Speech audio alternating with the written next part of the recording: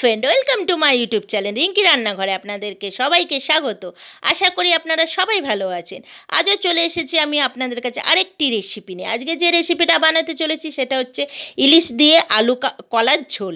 আমরা তো ইলিশ অনেক রকমভাবেই খেয়েছি, আজ নাহলে নতুন একটা রেসিপি আমরা বানিয়ে খাবো। তাহলে চলুন এই রেসিপির জন্য কি কি উপকরণ লাগে আমরা অবশ্যই দেখে নিই। ইলিশ আলুর ঝোলের জন্য প্রথমে লাগছে লম্বা করে কেটে রাখা আলু। এখানে আমি দুটো আলু নিয়েছি, লম্বা করে কেটে নিয়েছি। 3টে কাঁচকলা লম্বা করে কেটে নিয়েছি জিরে, ধনে, আদা, কাঁচা লঙ্কা বেটে নিয়েছি টমেটো কুচি, নিয়েছি গোটা কটা কাঁচা লঙ্কা, নিয়েছি ধনেপাতা কুচি, আর ফোড়নের জন্য লাগছে কালো জিরে, শুকনো লঙ্কা। এখানে ইলিশ মাছ আমি নুন হলুদ মাখিয়ে রেখেছি। চলুন রান্নাটা শুরু করা যাক। আর আমার চ্যানেলটিকে আপনারা অবশ্যই সাবস্ক্রাইব করবেন। যারা আমার চ্যানেলটিকে সাবস্ক্রাইব করেননি অবশ্যই সাবস্ক্রাইব করে দেবেন। আর লাগছে সর্ষের তেল।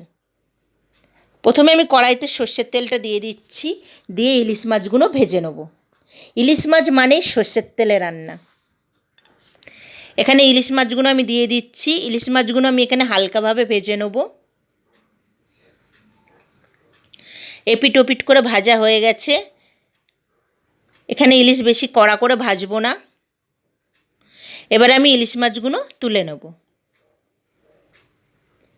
আর বাইরে প্রচণ্ড বৃষ্টি হচ্ছে বন্ধুরা, এত সকাল থেকে বৃষ্টি হচ্ছে। আমার ইলিশ মাছগুলো ভাজা হয়ে গেছে। এবার আমি কড়াইতে শুকনো লঙ্কা আর কালো জিরেটা ফোড়ন দিয়ে আলুগুলো দিয়ে দিয়েছি। আলুটাকে একটু হালকা করে ভেজে নেব। আলুটা ভাজা হয়ে গেছে। এবার দিয়ে দিচ্ছি কাঁচকলাটা আলুর সাথে একটু ভেজে নেব। কাঁচকলার আলুটা ভালোভাবে ভাজা হয়ে গেছে। এবার দিয়ে দিচ্ছি টমেটো কুচি, আর দিয়ে দেবো গোটা লঙ্কা দিয়ে ভালোভাবে ভেজে নেব। এখানে ভাজা হয়ে গেছে। এবার আমি মশলাটা দিয়ে দিলাম, বাটা মশলাটা দিয়ে একটু কষিয়ে নিয়ে 1 চামচ লঙ্কা গুঁড়ো আর পরিমাণ মতো নুন দিয়ে দিচ্ছি, দিয়ে ভালোভাবে একটু কষিয়ে নেব। আর বাটিতে একটু জল দিয়ে মশলার বাটিটা ধুয়ে দিয়ে দিয়েছি, দিয়ে কষানো হয়ে গেছে। এবার আমি পরিমাণ মতন জল দিয়ে দিচ্ছি, কাঁচকলার আলুটা সেদ্ধ হওয়ার মতন। এবার আমি ঢাকা দিয়ে দেবো। কিছুক্ষণের জন্য ঢাকা দিয়ে দিয়েছি। এবার আমি ঢাকনা খুলে দেখে নেব কাঁচকলা আলুটা সেদ্ধ হয়ে গেছে কিনা। এখানে কাঁচকলা আলু সেদ্ধ হয়ে গেছে। এবার আমি ভাজা মাছগুলো দিয়ে দেবো। এত বৃষ্টি হচ্ছে বাইরে বলার মতো নয়।